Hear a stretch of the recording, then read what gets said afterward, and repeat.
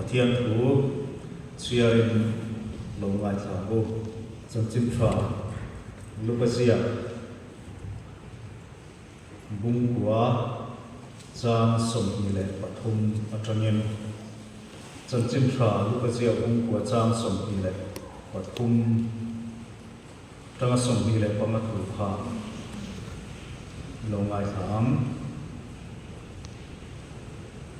tim ama vekin Mizo sum nena tu poin Mizo ya chuan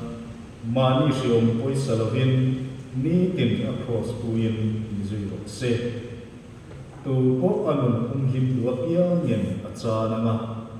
tu po ke ma wa nga anun chan ya ngen chumi nge chuan ahum ki mang min khovel hi ya pumin nei sela in tibora lene mo in ichesi sela atan enge so tang thengkani sela zanina khucha kha pura ruwa pana hi ringtu nun bisa nama teko kan soi ang khan an la chun zom se rona ringtu nun chu Mahni inphat nun ani ringtu nun chu Mahni inphat nunani a nun Krista tinen ko khan huam khata kum thei tho te toni ome chanchim thralu ba zio pe la khan mung som le pali chang som pama chang khan lo ngai thlengu chanchim thralu ba zia mung som pali chang som pama chang khan lo ngai thlayang tim mi pui tam takat ne na an kal ve a ichuan ani chu apoya an nera tu po kat nera lo kal chuan apa te anu pui te afa te auna te afarnu te ama nun ne lam po apuat lo chuan kazir tira ni thei lo fam tu po Mahni cross puwa Mizo hian chu kazir tir ani thei lo fam lalisuan tiani Galatia ni teknena le kapon bung ni chang som tu chok kha lo ma chang Galatia bung tu chang som ni Krista ne ra khen be yin on ta ni ma sela kanungani ke mai ro chu kan to lo Krista chu ke ma an so ani in una isa kan hi rinna kani pathian papa ni pangaya ka ai in tu rinna chuan zanina an umata ku kan so ka rindu nu Mahni inphat ani yela visuan amari tu te lung sui tu te hi chang chuan ma pinga wang kan tua phala trana ruwa ma te lungai na le mangan na puna te kan ama pinga wang kan tua ki min phal se ani mai ro chu sunga po chuan rinna ama kan nun tlak na chuan min kal san nai lo abi nong sia min utir le thi ani ama kan riat chian le chuan na tu rin tra na ruwa ma te min da ama kan pai na tu rin chak lo na puna chak lo min sia ma min da cha on fo thi ani amai ro chu zom sunga po chuan ari nong sia min utir le thi ani tiang min kan sia chila kon kan sa ta ma so se ani sai turin nula skali na bin khare lo som tu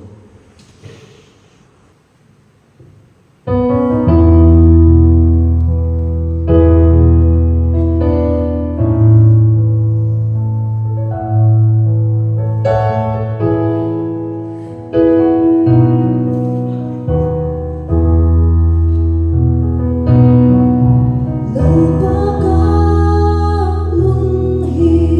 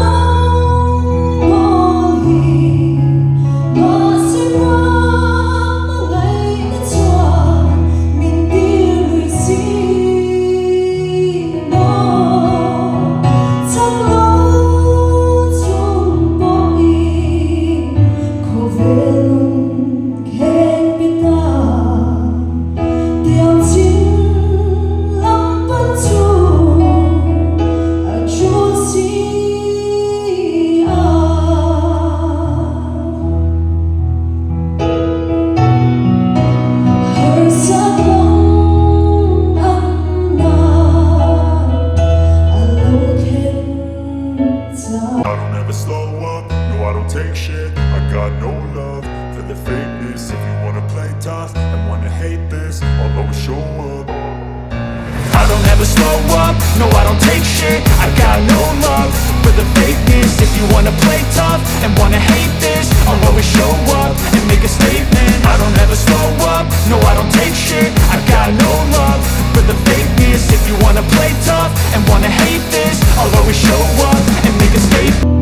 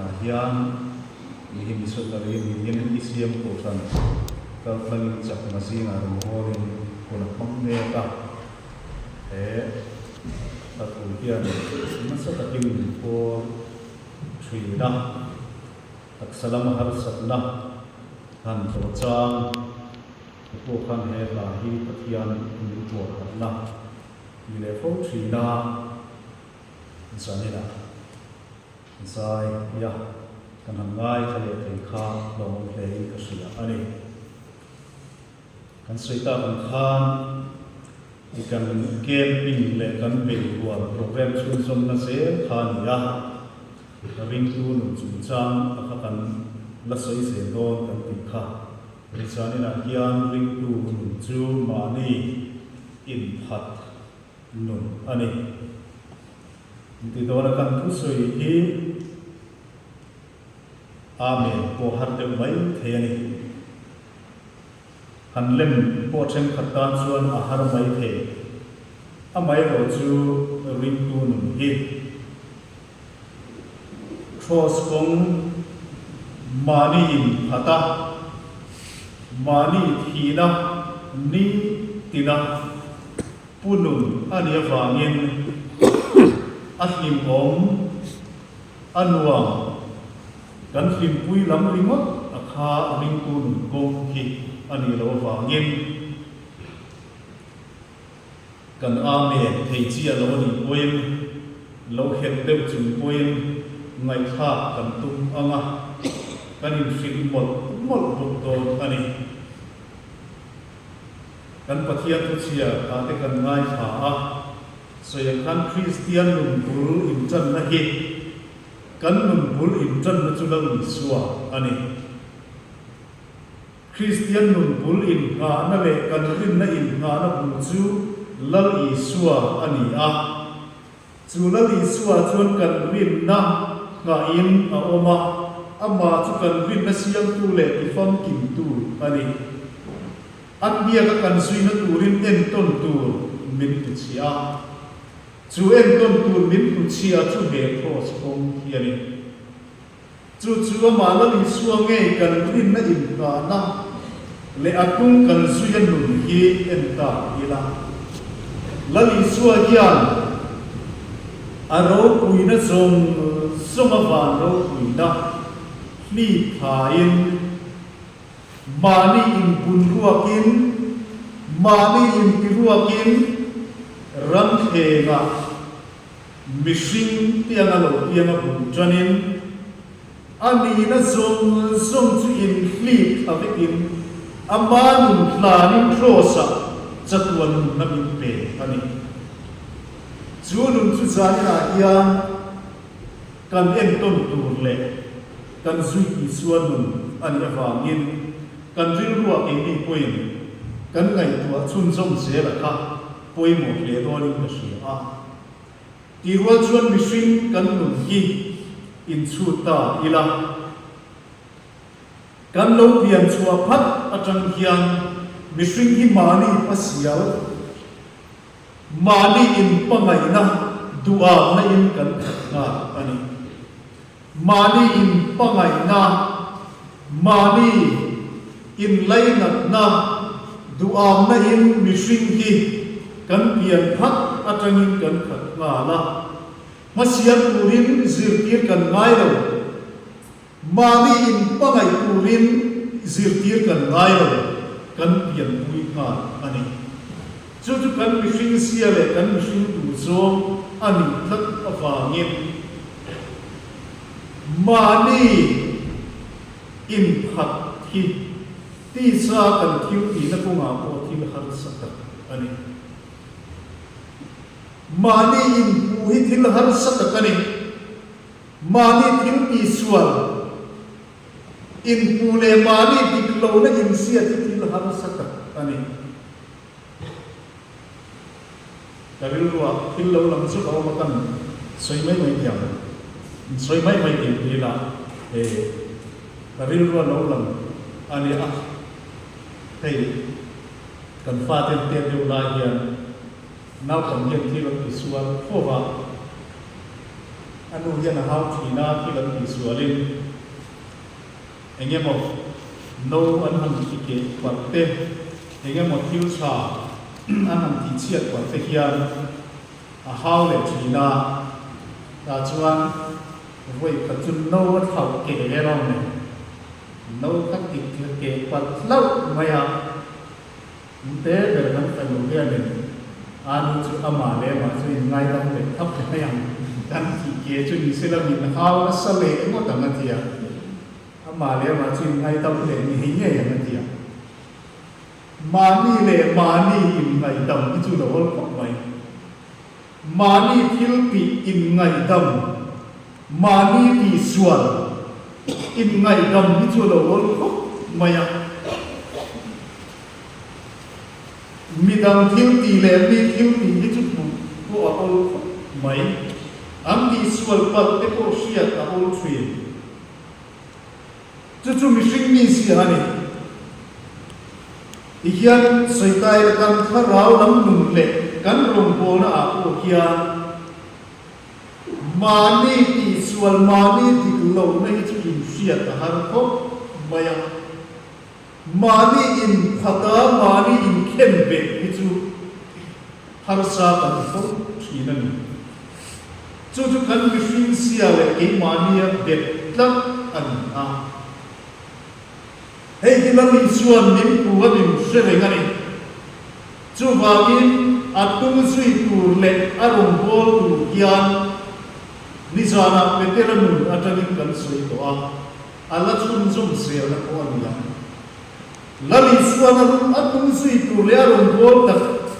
tu kian mi a ul thop maya ka suyang che ni mot tu ti lami chuan mi sui ro ti mot lo le ka siam tu mi thiam tak pakhat koin langpa ka suyang che ka lami chuan mi sui ro ti mot lo ani asui tu mi suwa ka tu nge ni fiat thiam ti lami chuan kami tu ko an atum tak ani ta ko thiam lami chuan min sir tir le min fiat chiam tir atum chu akong ki eng kong nge ani kan sui tu ra hi eng ang mi nge ya eng kong nge kan so tu ra hi ti la mi suan min fiat chiam tir ya tum em chu ta chuan ani tu poin mi song song te na ti ni kha mi zu ya tu chuan ma ni siom poi salovin ni tin cross puin mi zu ro se tu puan kum kim tu chuan achana tu po ka pinga wanga nun chan chuan chu mi nge chuan a kum kimam chu la ni suamin sirtir na le a kom ni ko ani a tin ti pui tam takat ne na lo kal via pu kha na ni suan am ne na tu po kat ne na lo kal chuan ni kha apa te anu emo apa emo anu pui apa te a una te a farnu te a soi treu mai ti hian ka ngai to he ngai a hian kan rama po hian lali suarum bol tu hian atnung sui tu hian mani chungwa chua sana pe chua ve mai ni chu har san tu lo ani nupui fanau te kal sana han chua ve mai po hi kan har san pak lo ni pui na nam kan fanu te kan fa te kan u le nau nu le pa mani in chungum chua sana han pe chua ve mai hi kan har san tu lo ni po hian a hian ani kan rama ye chu ti na rom bol tu chu kan om che mai evangelist kan ti te tri ma rom bol chu te po kan ti ma in chu ai rum le chu ni kan missionary te po kan ti ma chung te nu le pa mai in chung kur chu sana rom bol ni chu zam khai ta kian kan kal thei po ni mai thei ani amai ro chen ni pia lamala li suan min sir ti ra kha poi mo lai chu ni tu po a una te a farnu te amanun ne lam po puat lo chuan ka sir tiran ni thei lo bang tu po mani cross po mi zui lo pian chu ka sir tiran ni thei lo bang ti ka lali chuan sani na ke min sir tir a tu a chuan mani in le lo chu san te tu le pa u le nau kal sanal pa tum sui gi kan theyak e har salo daga kan kal mai the ni poin mani mum ne lam apwa lo chuan ti lai ki ni kan har sa thin pom chu ni mani nunin kuata mani ku fia mani ken be a ki ni har sa chun chu ni ro midam ken be ni chu kan lo san mai mani ken be lai ta kai kan mun kiar har sa ko chu chu ni amai ro chu ni chuan kan ringtu nun ko ma yan chu chu min ko chu ni ta se mani ken be phallo mani nun ko phallo mani mi ta khan chu om ren si lo ba midang mi ta pol tere te khel chua tu ma la chua tu ma kher ngar pe ring ko hi kan ko mani mai ro chu na min su na du pero chu ke Mahni nun nge gi input chiana Mahni nge ina Mahni thi na cross need na puchua rung bola kusui tu ni nani min buat sa suni kilo zani na kan hen mun ki kan za kan ma ho achuni Mahni nun in wa Mahni in khata rung bola hi ngai tu ta ila hian thalai te ko khan ngai tu ta ila mun dam flade chu en lo ta ila ma tar Vanlalhruaia kata ngai wan tang wa Vanlalhruaia kha hian sei ta le lai e kan chen om lung lon tang wa le khan na tri ke ni member ni te ko sei ta ila ani achan chin kan hetam pu chu im kare le kathia takani athiam na lama le kathiam takani dan ko kan siam high school a zirtir tua om zo lai ke har sakna to wa ma tu tak zir te te lawa om nu a pathia na taka dam na achan hu khan anun kum khalal pa tan sa ani lunglon ko sanina sangka chakwa sum paria mi Christmas ni taka sial te ne na pang turai buat se lain ani churum bola chua akumani ka an upa la akupa ro kham khan kumin chu chua pi lo la Christmas te ta pang hoi la jin takin e sial te talim ko san kun pan kan tum si a kumin chu chua pi lo ta mai che ya ui ku han ui le tum khan tlangwal Vanlalhruaia na chha na hero ui ka die em chum chu ni e kan ko kan chuan clip takin Christmas chu lo mong ro amai ro chu ke chong Christmas la khebe lo te singa Christmas ka zu pangi nang ni chuan clip takin Christmas lo mangula ke chuan Christmas la khebe lo te singa Christmas ka han pangi ti yin sak ma ho singa ram buai putut lai ni sipayan range ema chuti lai ka ra chuan Christmas mangin chak ma ho singa kun panga ta chuan kun to apman na ka pasai tlanga ani azu kalve to te po kanum mai te tha zu to tu te po athi da ku ka chiam kuang ta ka hiat te no ani lo tui ku tlamwa atom ko te asak pura huai chu chuan nu a thi da ko kha asoi thei choban kha amma than an lai dira sipai ka friends was it mai pathian om poring lo tu kha amma than lai dirin silaya ka humina omani ti kan sia a zanina hian kan soi nu na chan chu Mahni inphat nun Ringtu nun kan soi hian tu te mo nun da tu ra hian da lo tu ra ni tu te mo pi tur bi ka hian da lo tu ra ni pola te nun ta ni mo zir tir te nun ta ni mo kham da bi lo tu ra ni ni kina Mahni cross tua lali swa sui tu tu nun chu ama Ringtu te nun anian nang le ke nun da tu po hian ni mi ten an thei chuan enga tinge mi te ti thei kan thei lo pi kang le zanina hian kan ngai tu a thlen zo ye chu le Mahni ki na cross pu a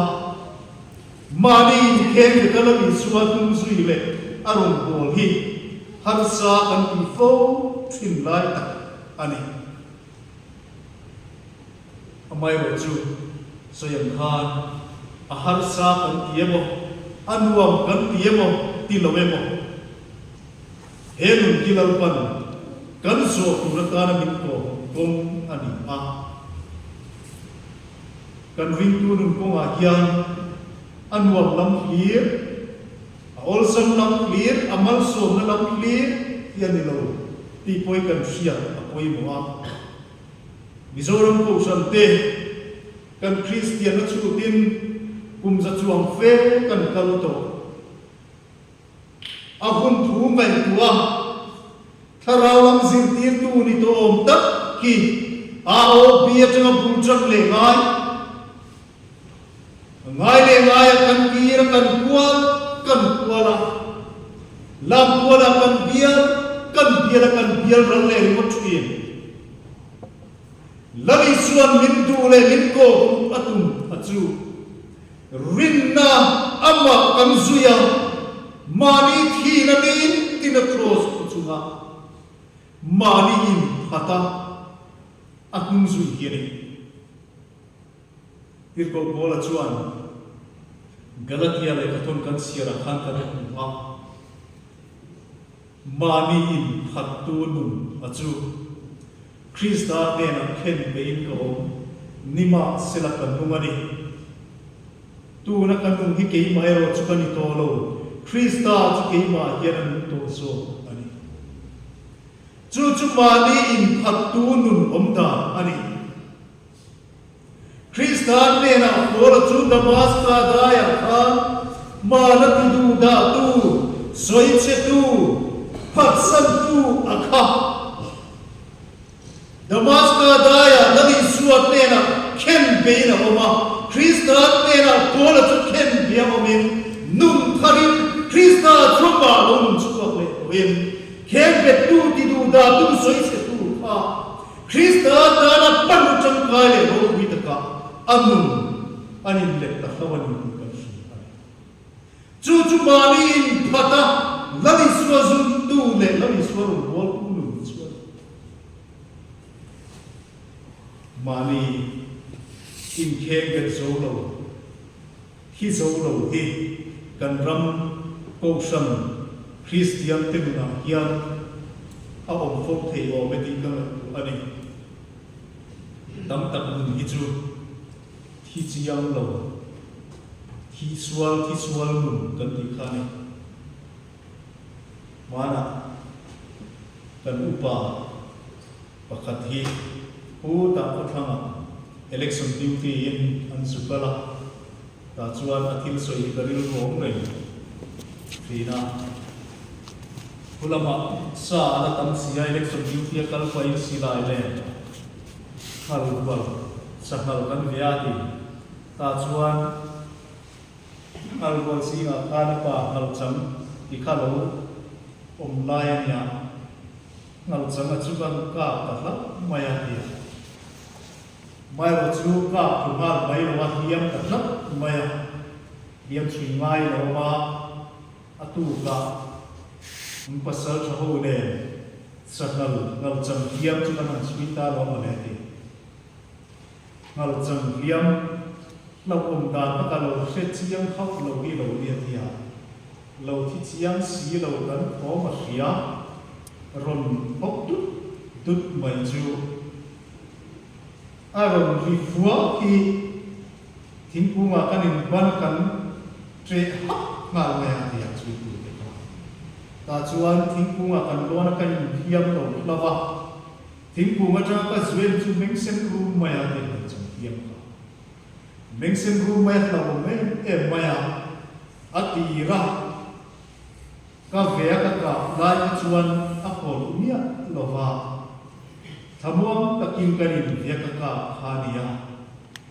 an hiam chinai ro chura min senru maya ko maya dia han mai lam chi ko khan ko lo dia chuan zalina hian kan soi ko chu kan ringtu nuna le Christian nuna o hian polate anga khembe nun Mahni thina cross kan thina pun theng chiam lo le lali suwa thina nun jom pui phalo hi sual kan om hi kan hlau om ve mani hi sual nun hi hlau om ania chú nung chú cầu sana của hiền cần chom lụt phố thì tất thiết chiang lâu lâu in cả dẹp về chuyện hiền này cần rong bồn nó té cần cầu san nung té cần Christian nung kí đi khó lâu phố này thiết chiang lâu thiết chuan rong bồn cuối té cần pir đủ phố mi cần liam đủ phố cần phun chiang đủ phố vui nó lệ cái tin ur nó tu cần đủ phố cần rong bồn nó có ngài hiền tiền chuan anh em một kim kan suya kan punsiara kan tita wa isik na erre na in kan na lo kata mi de chan go tra kan thei lo mi de nun khiam kan kan ki lo fa hi sual nun ani chu zanina ken kan an soi du tak achu lali suwa krista ki na ken kan nun ki ken be lo ve se kan nun hi thi chiang ve lo se kan ni fin thui nun ken beilong ve ro se ta chuan Krista thi na kam thi ve zet lo chuan thole Krista nu ni kan chuan mi ngai lo bang thi zet lo chuan thole hun kia ne te lo chu wangin thole Krista nu ke ma ni ya kan chuan pui na tu chuan ke ma ni kan thi ya ni tina mani cross wala ni suai kan sunam ngai chu kong chu lari suan bin ko wani mai lo chu cross kong so tu te mun ki chu ila ising lam khi na tangin kong ra chi le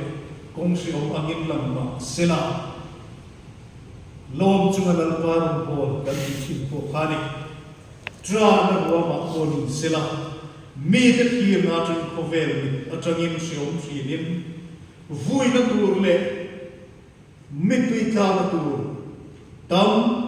ta ni chi ma sela lom chungin lalpa an suya lom chungin lalpa an ko chi pir ko la chuan le lam ma me so ri kan ko ma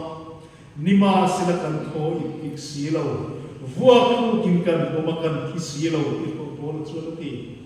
ti du da ne har sakain na sakakin ne chi ma se le la ma ne so ri nan ko ma